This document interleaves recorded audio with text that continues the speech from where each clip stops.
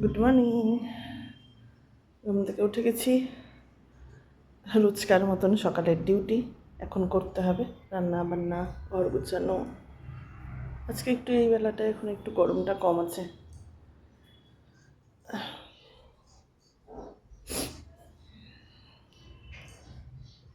চোখ মুখের অবস্থা দেখো, কালকে কাজল লাগিয়েছিলাম না, উঠে ঘুমিয়ে পড়েছি। ওকে, শুরু করি সকাল থেকে। হাউস ওয়াইফদের যে ডিউটিটা থাকে, বাচ্চা কী খাবে, নিজে কী খাবো, কী করে যাব। আজকে মেয়েকে স্কুলে পাঠাইনি, কন্টিনিউ স্কুল গেছে, এক্সাম হয়েছিল, তো শরীরটা ঠিক থাকে না, তো তার জন্য স্কুলে পাঠাইনি। Okay bye. এত লেট হয়ে যাবে, এমনি লেট করে উঠলাম, স্কুল নেই বলে আজকে একটু দেরিতেই উঠলাম, মানে স্কুল আছে, মেয়েকে পাঠাইনি, এই জন্য একটু লেটেই ঘুম থেকে উঠলাম।